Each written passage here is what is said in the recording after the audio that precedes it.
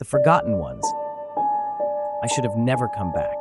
The first time I escaped these woods, I vowed never to return. I told myself it had been a nightmare, a fevered hallucination brought on by exhaustion. But the whispers never truly left me. The shadows flickered at the edges of my vision, lingering just beyond the light. And the hum, that insidious pulsing vibration, I could hear it even in the middle of the city, buried beneath the noise of life. It was calling me back. And I answered. I don't know what I expected to find. Answers, closure, proof that I wasn't losing my mind. But whatever the reason, I packed my gear and followed the same winding roads, deeper into the trees. The air felt thick, pressing against my skin as if unseen hands were trying to hold me back. I arrived at the place where it had happened. The fire pit was gone, my footprints erased by time, but the feeling remained. That unnatural stillness, that suffocating sense of being watched. I set up camp before nightfall. This time I was prepared. I had weapons, a flashlight with extra batteries, a satellite phone, though a part of me doubted it would be any use. Then, as the sun bled into the horizon, the humming began. At first it was distant, a barely perceptible vibration threading through the trees, but as the night deepened, it grew, echoing inside my skull. The shadows stretched unnaturally, shifting as if something unseen moved within them. I gripped my knife, steadying my breath. I wouldn't run this time. I would face whatever haunted these woods. A whisper slid through the trees. You never left. My blood turned cold. The voice was neither male nor female, neither old nor young. It was something else entirely. The air shifted, the trees closing in, their trunks twisting like living things. An unseen force pressed against me, weighty, oppressive. Fingers, cold, spectral, brushed my skin. Then I saw them. Eyes, countless, glowing eyes blinking into existence among the trees. They weren't scattered this time. They were close, encircling me, watching, waiting. I swallowed hard, my voice barely a whisper. What do you want? A figure stepped forward, emerging from the darkness. It was tall, impossibly tall. Its limbs elongated, its form flickering as though it struggled to exist in one reality. It had no face, yet I felt its gaze pierce through me. You were always ours. Memories flooded my mind, not my own, but ancient, deep-rooted memories. Visions of those who had come before me, their faces frozen in silent screams, their souls swallowed by the void. And among them, I saw myself, dissolving, forgotten. No, I turned and ran, my flashlight bouncing wildly, the trees twisting, shifting around me. The hum swelled, a living thing pressing against my skull. The whispers grew louder, drowning my thoughts. Then the ground gave way.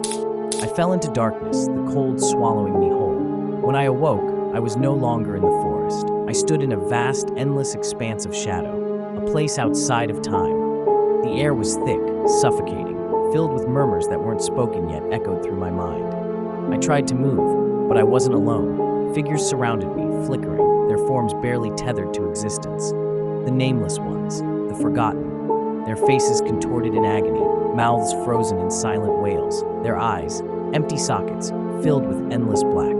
A hand touched my shoulder. I turned. A faceless figure stood before me, its elongated fingers tightening around my arm, its presence pressed into my mind, inescapable. You do not belong to the world you left. I struggled, but I was sinking, my body dissolving into the abyss. My scream echoed into nothingness. Then, light, blinding, searing light flooded my vision. The hum shattered, the whispers shrieked, the darkness recoiled. I gasped for air, clawing at damp earth. I was back. I lay there, staring at the first hints of dawn creeping through the trees. My body ached, my mind reeled, but I was alive, and I wasn't alone. The whispers had faded, the eyes had vanished, but the presence remained, lingering beyond the veil of reality.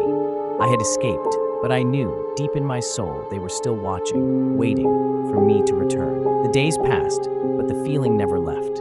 Every night, I woke drenched in sweat, heart hammering, convinced I heard the hum beneath my skin. The city, once a refuge, now felt wrong, too bright, too loud. I was out of place. Then the signs began, flickers of movement in the corners of my vision, streetlights dimming as I walked beneath them. The scent of damp earth in my apartment, as if the forest was bleeding through reality to reach me. I tried to pretend it wasn't happening, but the dreams made it impossible. Each night I stood among them again, the forgotten. They whispered in my mind, their voices weaving into my thoughts.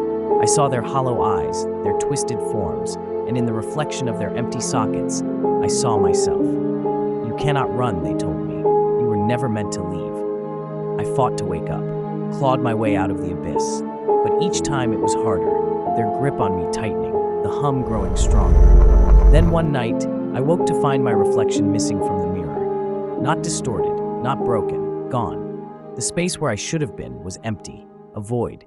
And in that void, something moved, a whisper, right behind me.